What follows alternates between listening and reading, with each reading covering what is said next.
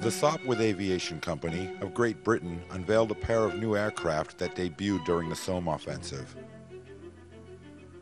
The 1.5 Strutter was designed as a fighter, reconnaissance aircraft, and light bomber.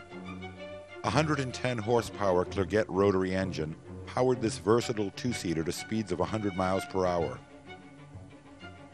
This Sopwith was the first British airplane to come equipped with a synchronized machine gun for the pilot's use. The observer protected the aircraft's tail with a ring-mounted Lewis gun. Eventually, more than 5,000 1.5 Strutters would be built and delivered to the Royal Flying Corps. Sopwith also began deliveries of its newest single-seat fighter, the Pup. With a top speed of 110 miles per hour, the Sopwith Pup came armed with a single synchronized Vickers machine gun and was generally considered a delight to fly, possessing first-class handling attributes and a service ceiling of 17,000 feet.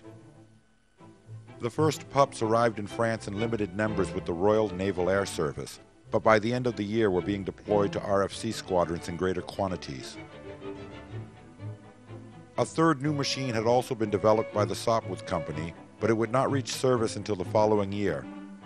The Sopwith triplane was built along the same general lines as the excellent Pup fighter, but with 3 wings of shorter length and chord, it offered better maneuverability and a quicker rate of climb.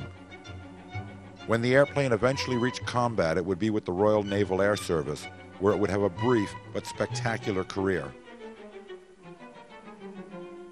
The French Air Service was also treated to a fine new fighter with the introduction of the Spad VII. Fast and sturdy, the Spad was one of the most rugged machines to see action during the war. Powered by a 175 horsepower Hispano-Suiza engine, it could achieve a top speed of nearly 120 miles per hour in level flight and considerably more in a dive without losing its wings. Although the plane wasn't as maneuverable as the Nieuport fighters that were in such wide use in the French Air Service, it could outdive anything in the air and endure a remarkable amount of punishment in battle. When the famous Storks group began its transition to the new fighter, George Guynemer was one of the first men to fly it in combat. He immediately proved its effectiveness with a spectacular string of successes. By the close of 1916, Guynemer was France's highest-ranked ace with a score of 25 victories. For Guynemer, greater fame was still to come, and the Spad fighter would forever after be associated with the unassuming French hero.